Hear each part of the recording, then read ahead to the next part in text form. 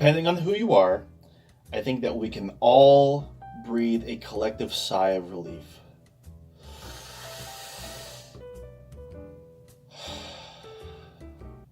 Unless you were expecting $2,000 checks courtesy of a Democratic-held Senate. Video on that coming soon. Hey, I'm the stateless patriot, and not even 30 seconds in, I'm crapping on Biden. Look at me. But in all honesty, I'm very grateful that things didn't devolve too drastically in the grace period between the election and the inauguration. The tantrums that Trump and various Republicans were throwing were both hysterically funny and hysterically terrifying. This leads me to the first question of the video. Where does the right go from here? Trump was a god among men to Republican voters.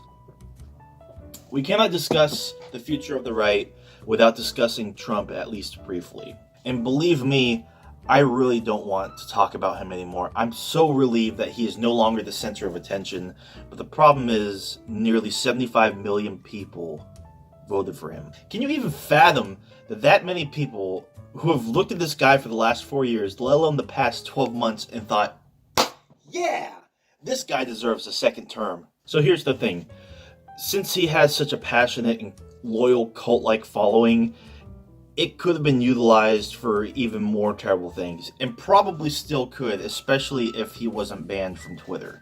If he was actually competent and smart enough, he may have done something far worse than incite the insurrection attempt on January 6th. This is not a man capable of ever admitting his own faults, admitting when he is clearly wrong about something, let alone thousands of things. Or at the very least, publicly admitting and accepting that he lost until the last minute. This is a man that blamed everyone and everything under the sun for his own problems and failures. I intend to make a video in the near future about just how bad the Orange Man was. Because he was. Don't kid yourself. Be honest for once. Let us not mince words.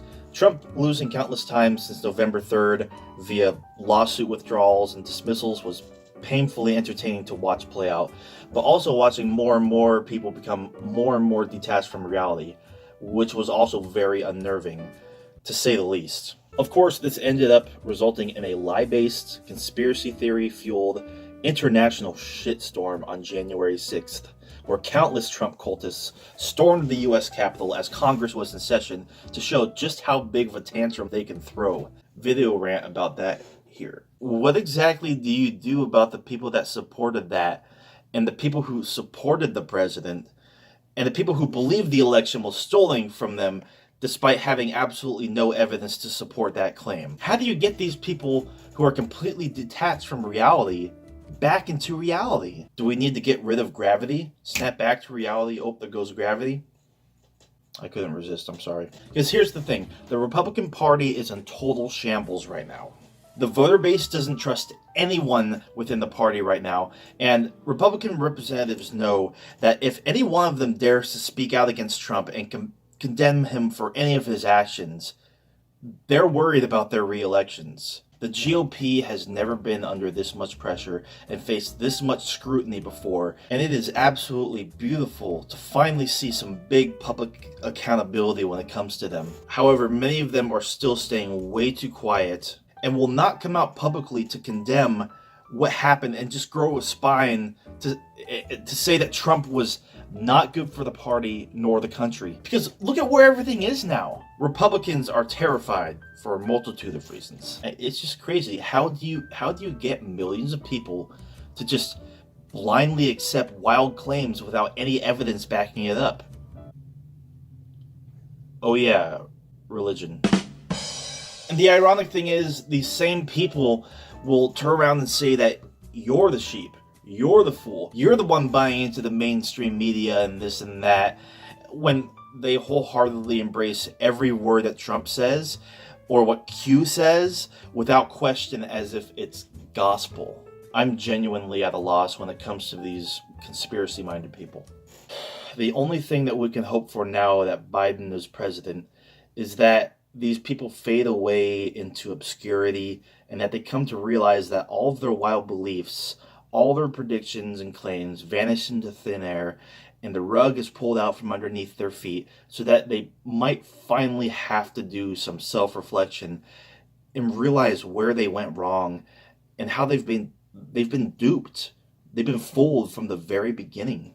While we hope that ends up being the case, it can easily go the other way. Many of them will go even more insane in their beliefs, even going so far as to carry out more acts of terrorism in the name of their delusions, fueled by the hate that they carry. Regardless, you will still very much have extremist types who unironically embrace fascism, neo-Nazism, white supremacy, and make it clear that they're not going away.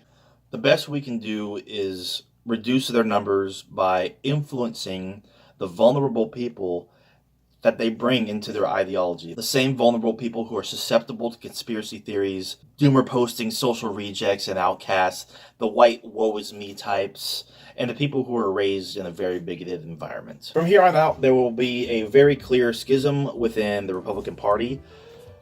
One side that is very Trump loyalist, who wishes to take the country in a more traditional fascistic direction while masquerading as small government champions of libertarian ideals. And the other side, which wants to maintain the status quo and put up very standard, boring, Romney-esque politicians and move on from Trump, who was never friendly with the Republican Party anyway, but ironically embraced and utilized for their goals anyway. Lastly, I expect numerous Republicans and conservatives desperately attempt to victimize themselves in some way throughout the next 4 years now that they have next to no power left. Where do you think the right wing will go? Let me know down in the comments. Now, as for the left, where does the left go from here? The left is widely misunderstood, misinterpreted, and overgeneralized. Some say liberals aren't real leftists. Some say liberals are actually communists.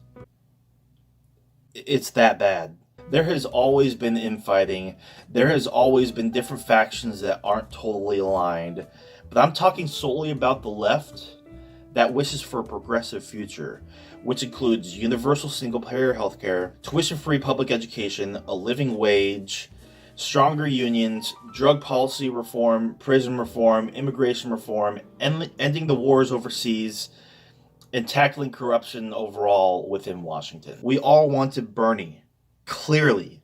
I get it. Seeing another milquetoast moderate establishment Democrat in line with corporations and big money special interests taking the presidency once again is not very encouraging. The one thing that the left has to learn is that the presidency isn't everything. It's a very big thing, but it shouldn't be the only focus. If the left actually cares about getting through policies that better the lives of as many people as possible, they should be very happy that Biden has won instead of Trump. But right now, you have a lot of so-called lefties dumping on Biden just for the sake of dumping on Biden. And that's fine. You have every right to do that. And Biden deserves it because his record is obviously abysmal.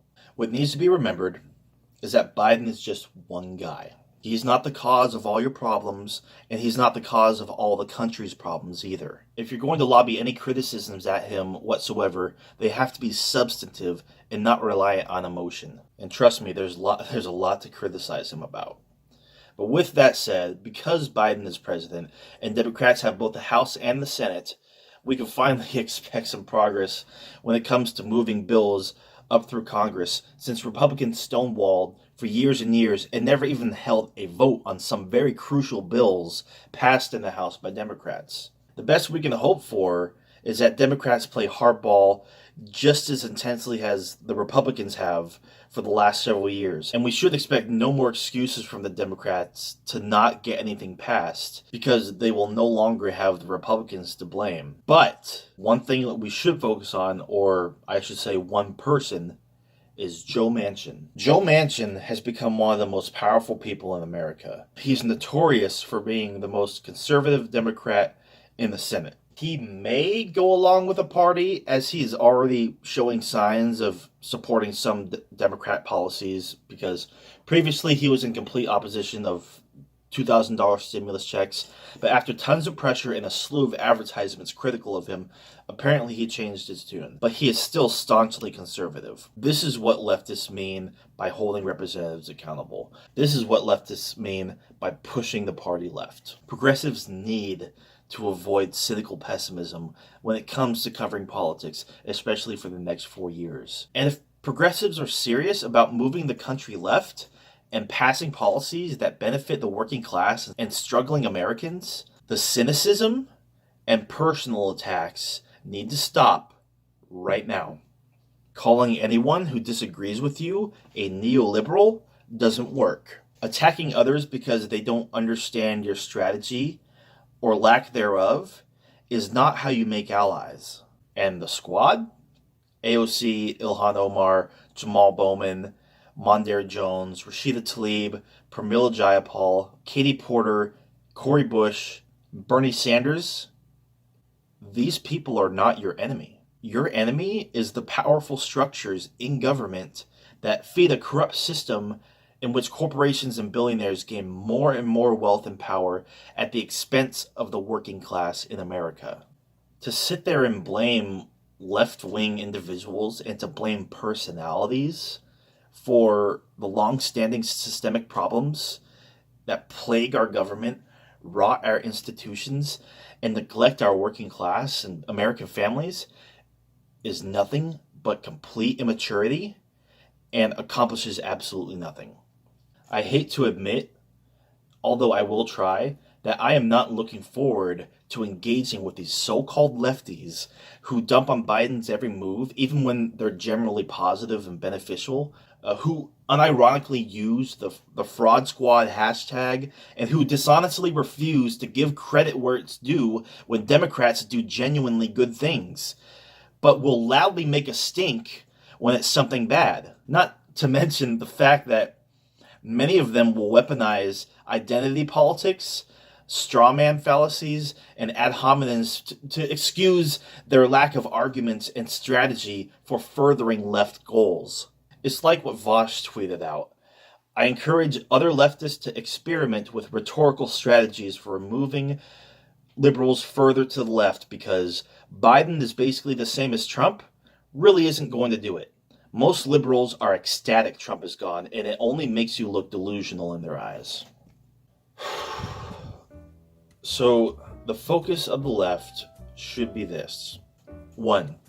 Furthering the goal of establishing class consciousness nationwide. 2. Preparing strong, progressive, and socialist candidates to primary corporate Democrats in both the House and the Senate, as well as in local districts and jurisdictions. 3. Ignoring the defeatism that currently plagues the left from fake progressives and bitter communist types. 4. Communication, communication, communication. No sniping at one another on Twitter via vague tweets. 5. Encourage as many people as you can to get involved locally. Lastly, I should point out, having Bernie Sanders as the chairman of the Senate Budget Committee is one of the best things we could have hoped for when it comes to having Bernie involved in the next 4 years under this new administration. We could finally see budget reconciliation for the working class. I hope he wears those mittens to every hearing. Video about that coming soon too, by the way. Where do you think the left goes from here? Let me know in the comments. And to wrap things up, I just want to shout out some various lefty creators to help out some disenfranchised leftists, progressives, and liberals, as well as curious centrists and conservatives that may be watching. I would highly recommend checking out Mike Figueredo at the Humanist Report, David Dole at the Rational National, Cody Johnston at Some More News, Bo of the Fifth Column, and Vosh. I would probably throw in Secular Talk there as well. Kyle Kalinske, he's great. These channels easily have some of the most nuanced and rational arguments and analysis, and they are very well versed in political discourse and making solid points. I would strongly recommend avoiding Jimmy Dore, Nico House, Michael Tracy, and Kim Iverson. I promise you will be less informed if you watch or follow these people. They are actively harmful to the left. And if you're one of these 4 people and you're actually watching this, let's talk. Because maybe you'll actually convince me of something, and I'm always open for dialogue. Like, why did you discuss a left alliance with a Boogaloo boy, Jimmy? And how is the Democratic Socialists of America QAnon for the left, Nico? So thank you everybody for watching. It really means a lot to me. If you could, check out some of my other videos as well. If you liked this, give it a like. Subscribe down below, hit the bell for notifications so you don't miss a video. Follow me on Twitter at StatelessPatriot. I'll see you guys in the next one. I got multiple videos in the works. I'll see you guys very soon. Thank you.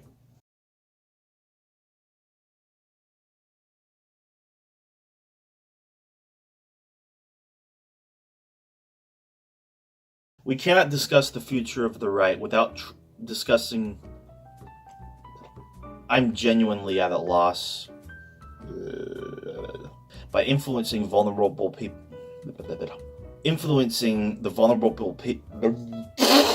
Desperately attempt... Where do you think the right wing in this country will go? Where do you think the...